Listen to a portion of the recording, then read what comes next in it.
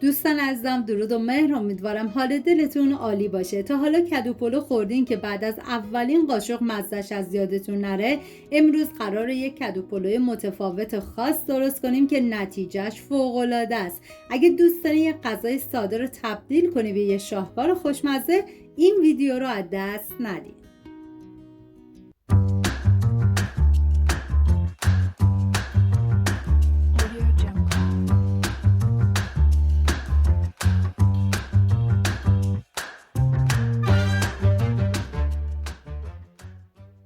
4 عدد پیاز رو به صورت خلالی خورد میکنم. این غذا برای 5 نفر در نظر گرفته شده.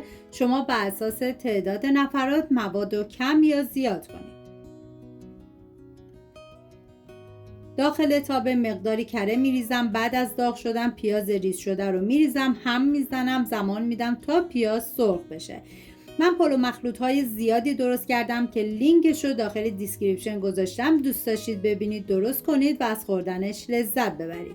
450 گرم سینه مرغ رو طبق ویدیو خورد کنید. عطر این غذا فوق‌العاده است. این تهچین کدو حلوایی یه ترکیب خاصه که با یه قاشق حسابی غافلگیر میشین. هم خوش‌طعم و هم متفاوت. بهتون پیشنهاد میکنم که حتما امتحانش کنید.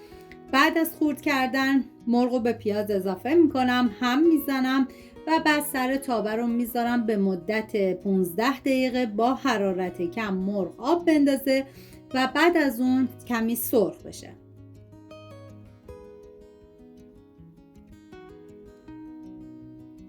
نوبت اضافه کردن ادویه هست، شامل زردچوبه، فلفل سیاه، نمک، پودر تخم گشنیز و پودر دارچین. هم میزنم و میذارم ادویه ها تف بخورن، عطر ادویه ها آزاد بشه. نیاز به 400 گرم کدو حلوایی داریم که طبق ویدیو خورد کنید.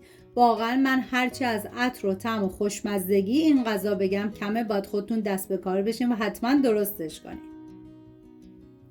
بعد از خورد کردم میریزم داخل تابه، هم میزنم و بعد سر تابه رو میذارم به مدت 3 الی 4 دقیقه تا کدوها کمی نرم بشن، ولی به هیچ عنوان نباید بذارین که فرم کدو از بین بره یا اینکه له بشه. توی این فاصله میریم سراغ گردو که من از 70 گرم استفاده کردم. ریز ریز خورد میکنم.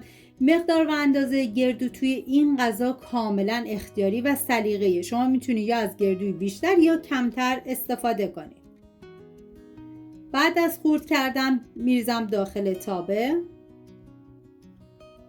هم میزنم تا با بقیه مواد مخلوط بشه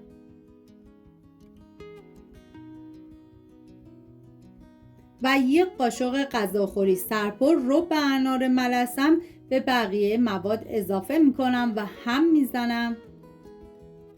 واقعا یه ترکیب عالی و فوق‌العاده خوشمزه.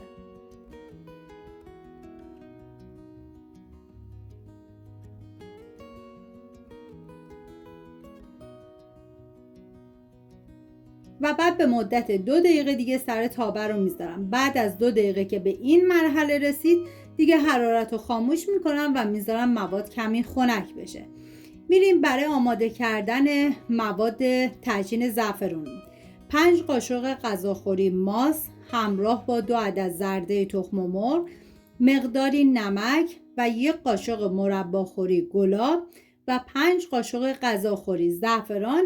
میریزم همه مواد رو با هم دیگه مخلوط میکنم و زمانی که برنج رو آبکش کردیم 2 کفگیر از برنج ساده رو به این مواد اضافه میکنیم و هم میزنیم. حالا این مواد رو میذارم کنار. میریم سراغ برنج. داخل قابلمه مقداری آب ریختم. بعد از به جوش اومدن برنج رو بهش اضافه کردم.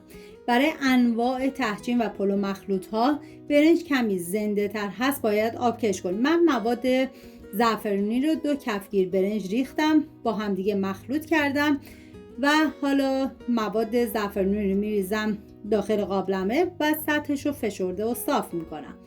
بعد از مواد سرخ شده میریزم دوباره از مواد برنج ساده. این کار تکرار میکنم تا لایه آخر برنج باید حتما باشه و بعد میذارم به مدت 1 ساعت و 15 دقیقه برنج دم بکشه.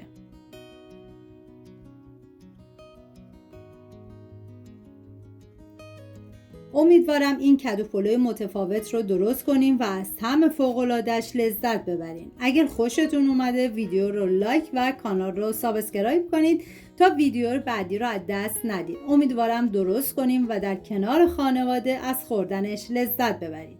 سپاس از همراهی همیشگیتون. تا درودی دیگر، بدرود.